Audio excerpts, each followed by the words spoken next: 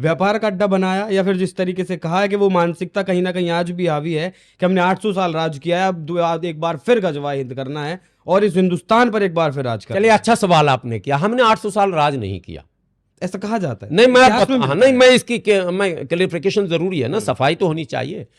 Viewers आपके समझेंगे, बड़ा महत्वपूर्ण सवाल आपने किया है। ये कोई मुसलमान बेवकूफ जो कहता है कि इस देश पर हमने शासन किया है, वो जाहिल है।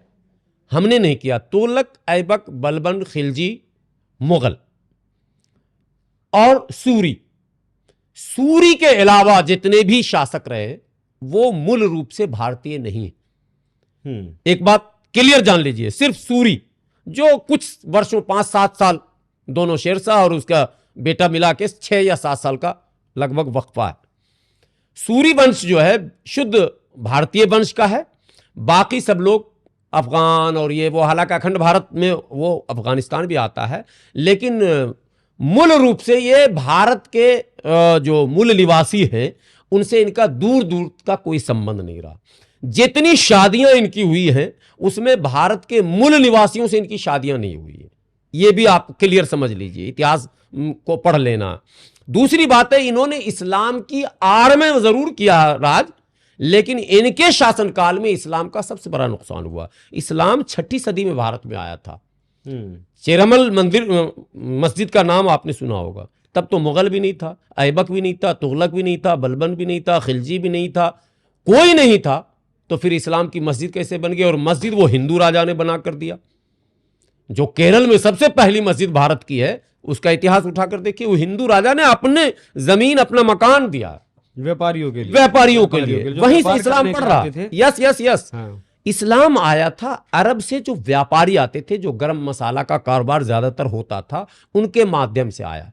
और वो धीरे धीरे, आप जो लक्षद्वीप हमारा है और मालदीप है बगल में, जो एक अलग कंट्री है, तो हमारा लक्षद्वीप भारत का और मालदीप जो भारत का समझिए वो भी अखंड भारत का ही एक पार्ट है, वो सब समुद्र के किनारे था। वहां मुसलमान 90% जो आपको दिख रहे हैं। मालदीप का जो राजा था वो 5वीं 1.5 सदी, छठी सदी की बात कर रहा हूं, यानी 524, 25, 26 में तो मोहम्मद साहब आए थे। और मोहम्मद साहब के जीवित रहते हुए एक व्यापारी आ गया था और वो मालदीव के शासक से उसकी मुलाकात हुई और उसने एक प्रसंग पर चर्चा की। बोला, हमारे यहाँ एक नबी आए हैं और उन्होंने अपने उंगली के इशारे से चांद को 2 टुकड़े कर दिए थे। ये एक इस्लाम का प्रसंग है। तो मालदीव के उस राजा ने कहा, कब?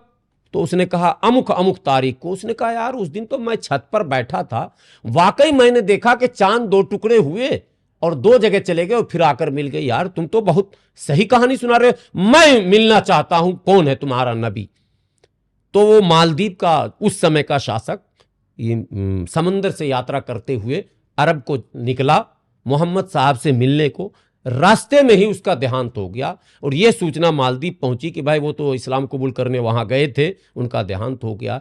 पूरा मालदीव जो मूल रूप से वनवासी उस समय ज्यादातर रहते थे, आज भी एसटी ही है, आपको पता है। लक्षद्वीप जो है वो एसटी के लिए रिजर्व सीट है, वो सब का सब इस्लाम की तरफ चला गया।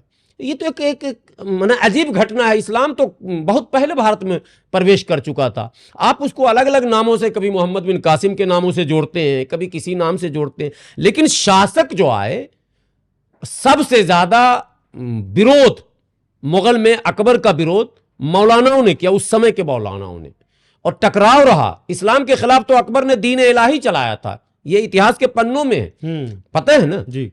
ठीक है, अल्लाह अकबर का मतलब हम हैं महान, ये अकबर का कहना था। ये जो लोग कहते हैं कि नहीं मुगलों के जमाने में इस्लाम फला फूला, मुगलों के जमाने में इस्लाम बदनाम हुआ, इस्लाम की किरकिरी हुई, इस्लाम बैकफुट पर आ गया, यह है कड़वा सच। यह है कड़वा सच। इस्लाम तो उससे पहले ही बढ़ रहा था, बड़ी तेजी से लोग उसकी तरफ जा रहे थे, वो रुक गया, स्पीड ब्रेकर लग गया। यह है असल कड़वा।